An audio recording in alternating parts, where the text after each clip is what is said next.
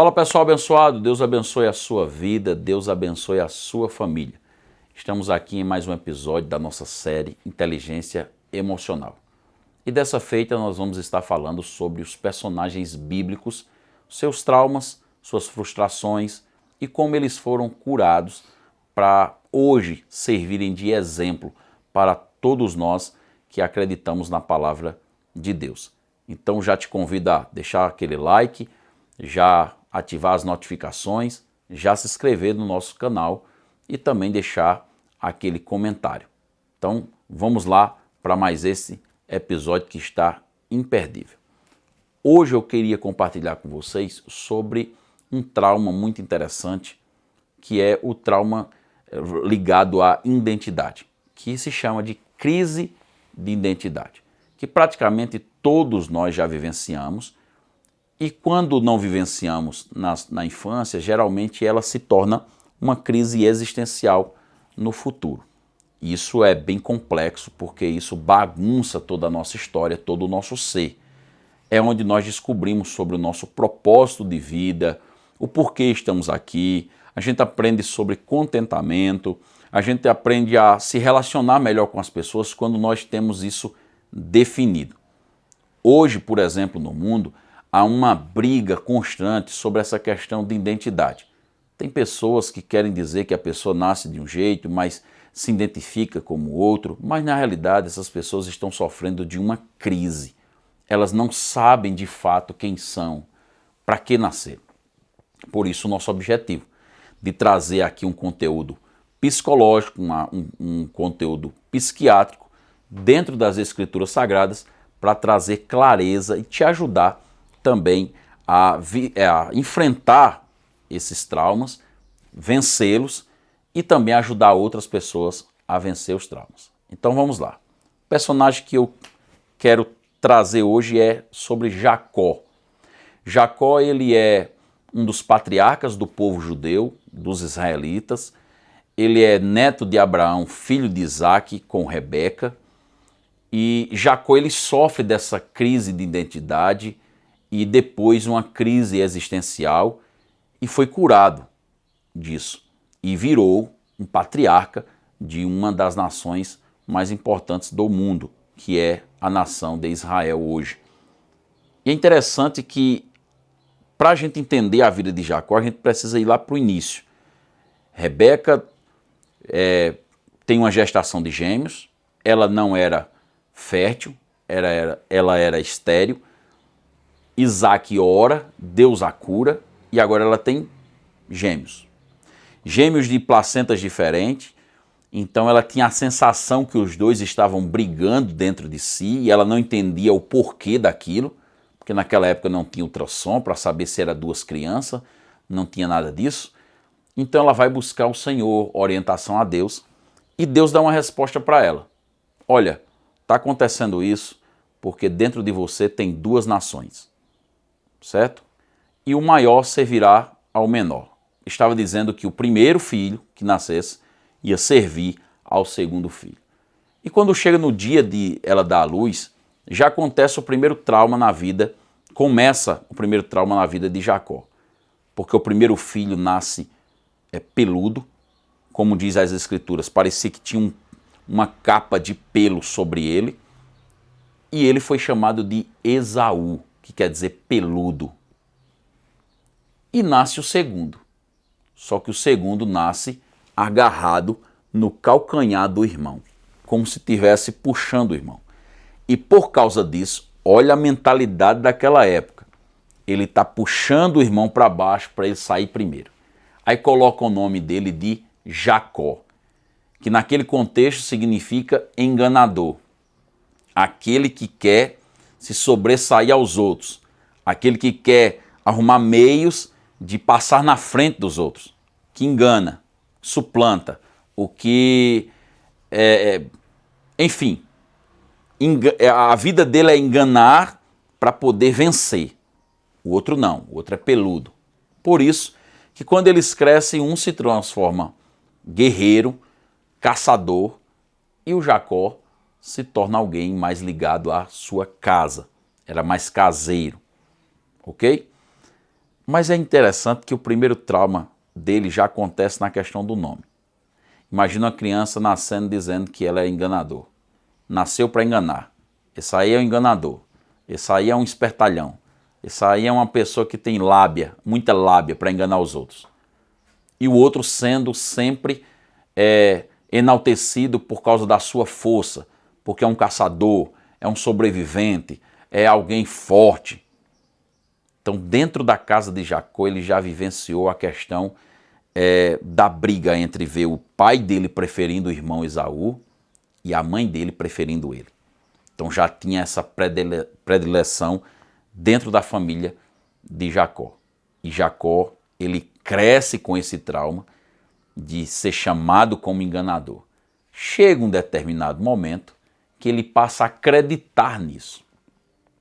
E quando ele acredita nisso, ele agora bola um plano para tomar do irmão a bênção da primogenitura, que naquele momento era a maior bênção que poderia acontecer, que é quando um pai passava a autoridade da família, os bens, toda a responsabilidade da casa dele para aquele filho mais velho. E aí Jacó agora vê que o irmão está cansado, vindo de uma caça e cansado e aquela coisa toda triste, e pede para Jacó preparar uma comida para ele. Ele disse: eu preparo, mas vamos negociar. Você me vende a sua bênção e eu te preparo a comida. E Esaú rejeitou a bênção porque disse: é melhor viver sem a bênção do que morrer de fome, como eu estou morrendo aqui. Só que ele achava que Jacó estava falando isso só por falar. Jacó entrou em contato com sua mãe, organizaram um plano e agora conseguiram enganar o seu pai, que estava já numa situação difícil, já estava sem enxergar direito.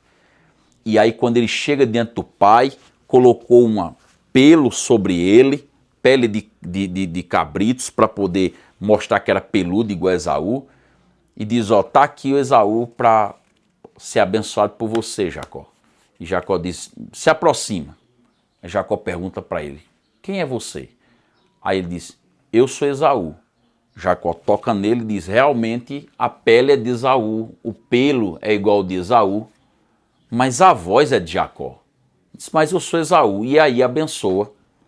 O irmão sabe, estou resumindo aqui para você entender bem qual o ponto que eu quero chegar. O irmão sabe, chora, se entristece, vai atrás de Jacó. Jacó tem que fugir e foge para um lugar da família da mãe dele, onde ele encontra o seu tio Labão, que Labão de fato era um enganador, era alguém que usava de esperteza para se sobressair de todo mundo. Jacó agora se apaixona da sua amada, né? E quando ele se apaixona da sua amada Raquel, ele determina algo com Labão: eu vou trabalhar 7 anos e eu caso com ela. Labão agora faz todo um plano, todo um esquema para dizer: esse camarada não vai trabalhar só 7 anos não, vai trabalhar para mim o resto da vida. E aí Jacó trabalha os 7 anos e é enganado por Labão, porque no dia do casamento ele embriaga Jacó, e Jacó casa com a irmã mais velha e não com a que ele amava. E aí ele teve que trabalhar mais 7 anos para poder casar com a mulher que ele verdadeiramente amava. Então olha a vida de Jacó. Agora, por que isso? Porque ele tinha o nome de Jacó, o enganador.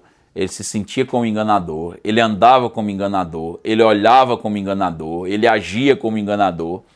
Mas dentro de si ele não queria enganar. Ele passou a acreditar nisso. Então Labão, seu tio, ele passa a enganar Jacó. Enganou o concernente ao casamento da amada dele. Jacó, em vez de passar 7 anos trabalhando pela amada, teve que pagar 14 anos para casar com a sua amada Raquel.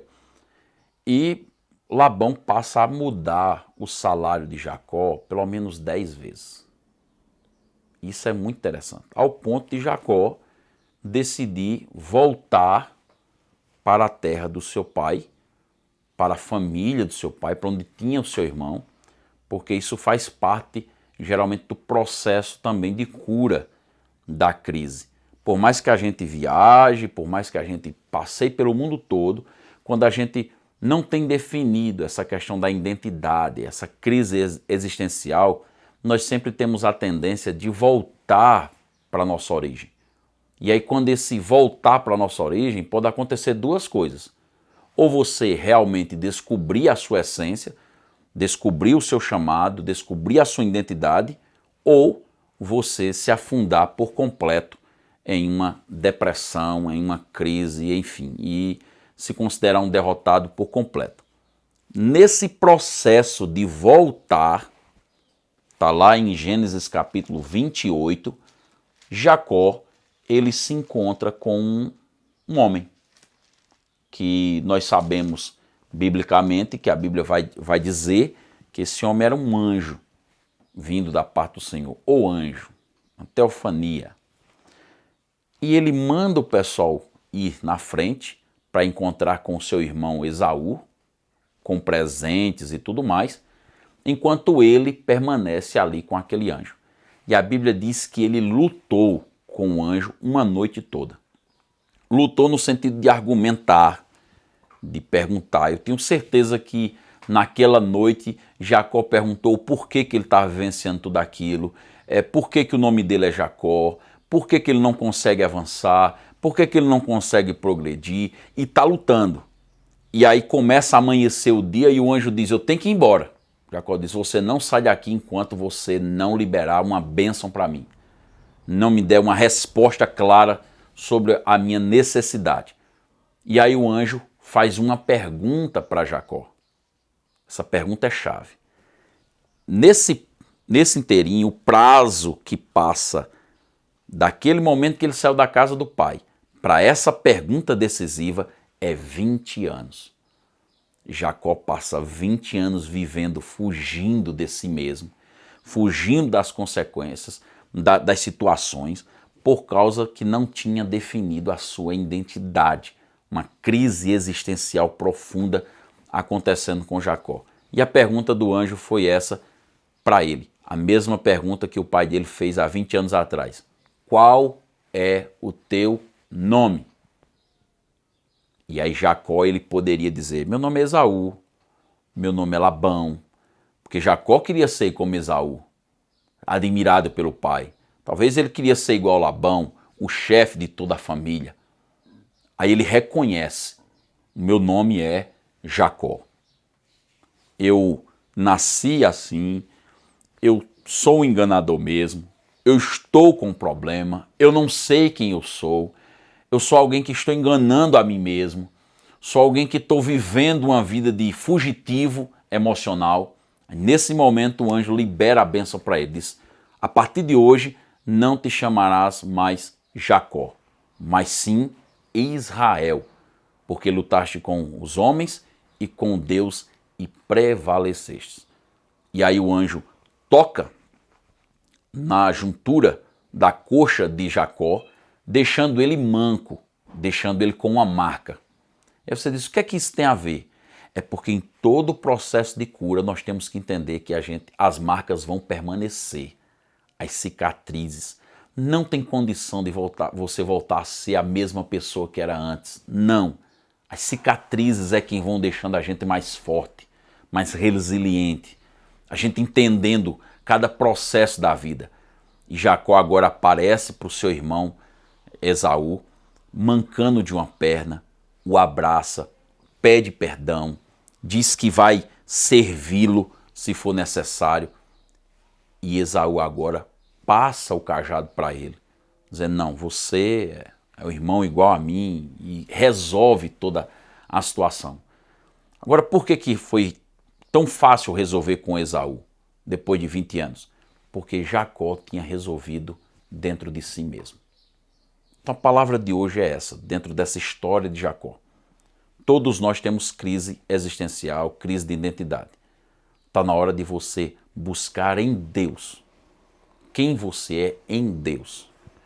Há uma história que tinha uma sociedade, e nós temos muito isso para a gente fechar aqui esse quadro de Jacó, uma sociedade que chamava as pessoas pelo aquilo que elas representavam, pelo aquilo que elas faziam. Se era uma pessoa que sempre vencia na vida, isso aí é um vencedor. Se fracassava, isso aí é um fracassado. Se era engraçado, isso aí é um piadista. E as pessoas eram colocadas rótulos nos seus fracassos, nos seus sucessos. Iam colocando tipo adesivo nas pessoas, colocando apelido nelas, colocando nomes que representavam aquela pessoa. E dentro deles tinha um que só recebia apelidos de fracassado, de derrotado, de chorão. E quando ele viu tudo aquilo, porque ele sempre caía, era desastrado, todo mundo ria dele. Aí, ó lá vai o desastrado, lá vai o chorão, lá vai o fracassado e tal. E um certo dia ele começou a chorar e nada o consolava. E as pessoas continuavam colocando rótulos nele, ao ponto dele ficar todo cheio de adesivo no corpo. E aí sua amiga, vendo aquilo, entrou na multidão, pegou ele pelo braço, saiu arrastando, e nesse processo ele percebeu que as pessoas também colocaram rótulos nela, colocaram adesivo, só que os adesivos não colavam nela, pegava e ia embora. E ele ficou curioso e disse: me fala aí, minha amiga, como é que acontece com você de você receber esses adesivos, mas esses adesivos não colam em você? Ele disse: é simples, eu conheci um homem, e esse homem começou a conversar comigo, e de uma hora para outra eu percebi que os adesivos que as pessoas colocavam em mim, os rótulos que as pessoas colocavam em mim, não fazia mais sentido nenhum, e eles começaram a cair por si só. Ele disse: me dá o endereço desse homem que eu vou lá. E quando ele chega lá, ele descobre que era a casa de um gigante. E esse gigante, quando vê ele, ele vai saindo, chama ele pelo nome. E ele disse: eu vim aqui para o senhor tirar os adesivos de mim. Ele disse: mas por quê? E ele começa um diálogo. E ele descobre que aquele homem, nada mais, nada menos, era o seu criador. Era quem tinha criado. E aí ele descobre que aquele homem o amava. Ele dizia: eu te amo. Ele disse: não, mas como assim? Todas as pessoas me odeiam. Ele disse: sim, mas eu te amo. Não, mas como assim? Ele disse: eu te amo. Eu te amo por você ser o que é. Por você ser desse jeito. Eu te amo. Foi eu que te fiz dessa forma. Eu te amo. E ele disse: o senhor me ama mesmo? E ele começou a perceber que os rótulos começaram a sair. E aquele homem recebe a sua cura, a sua libertação. Que as pessoas sempre vão nos colocar rótulos. Mas quando esses rótulos ficam fixados no nosso coração, isso nos machuca, isso nos aprisiona, leva uma vida de fracasso, de fato. A gente passa a acreditar naquilo que as pessoas estão dizendo. Não. Passe a acreditar naquilo que Deus está falando sobre você na palavra. Você é filho de Deus. Você foi salvo por Ele. Você é criatura dele. Ele te criou. Ele colocou em você aquilo, a sua essência, aquilo que realmente te define como pessoa. Então creia nisso. Seja curado desse trauma. Seja curado dessa crise existencial. Porque você é muito mais do que você pensa. Deus tem planos infinitamente maiores para você. Esta é a palavra neste episódio. Que Deus abençoe a sua vida, que Deus abençoe a sua família. E não perca o próximo episódio dos personagens bíblicos e os seus traumas. Que Deus abençoe.